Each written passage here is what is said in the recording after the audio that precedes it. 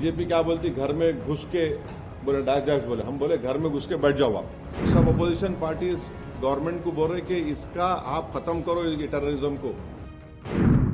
काश 2019 में नरेंद्र मोदी वो जो लॉन्चिंग पैड्स की जमीन को हासिल कर लेते, जहां से लॉन्च पैड्स होते वो टेररिस्ट के, वो आप उसको ले लेते। अब आप जब ये आपकी न्यूज़ अगर सही है तो बहुत अच्छा है, हमको जाके वहां पे ले लेना चाहिए। मेरे को नहीं मालूम आपके ऊपर आप बोल रहे खाली करके चले गए, तो खाली करके चले गए तो फिर हम जाके बैठना वहां पे और छोड़ना नहीं।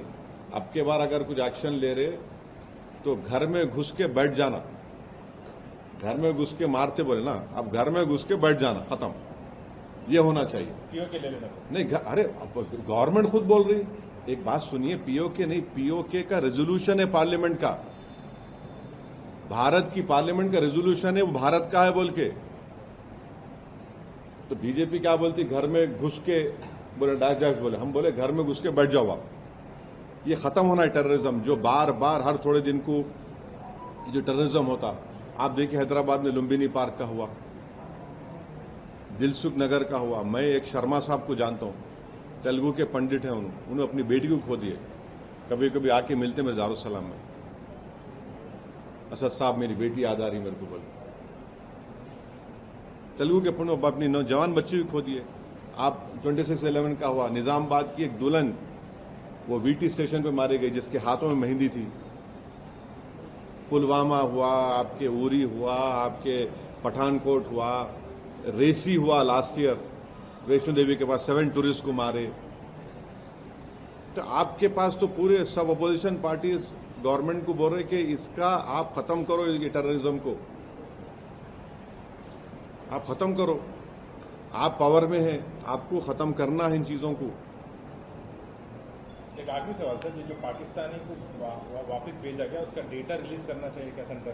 किसको वापस भेजा रहे? पाकिस्तानी जो नेशनल थे, शॉर्ट टर्म वीजा पे, साग वीजा पे जो थे, या फिर लॉन्ग टर्म वीजा। अरे वो छोड़ दे भाई, वो जो बच्ची आके बैठ गई यहाँ पे 2 बच्चों को लेके, उनको क्या बोलते, तुम लोग पूछ रहे नहीं, तुम लोग हैं वापिस जाओ बोल के? अरे उन्हें आके बैठ गए, उन्हें वो क्या किस्सा क्या है प्यारे, वो तुम लोगों को बड़ी मोहब्बत उससे हो गई, उसका बारे में पूछ रहे हैं तुम लोग।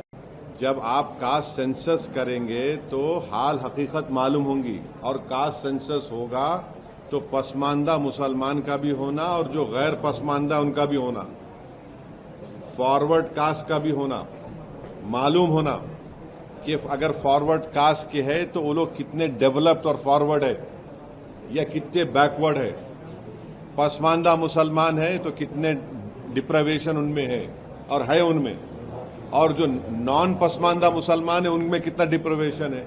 मेरे को समझ में नहीं आ रहा है कि अपर कास्ट के लोगों को पेट में दर्द क्यों हो रहा है। इसमें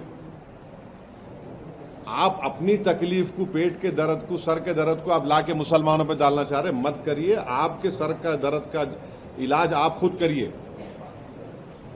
और बीजेपी ये अब बीजेपी के जो जितने बड़े बड़े सपोर्टर्स थे वो तो गाली दे रहे थे कास्ट सेंसस को, अब उनको क्या हो रहा, उनको तब उनको दिख गया मुसलमान। अरे छोड़ो भाई, अब तुम्हारा सर का दर्द का इलाज मैं कैसा करूंगा?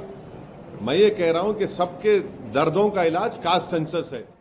अगर आप ये वीडियो YouTube पर देख रहे हैं तो हमारे चैनल को सब्सक्राइब कर बेल आइकन दबाएं, और Facebook पर देख रहे हैं तो हमारे पेज को लाइक करें।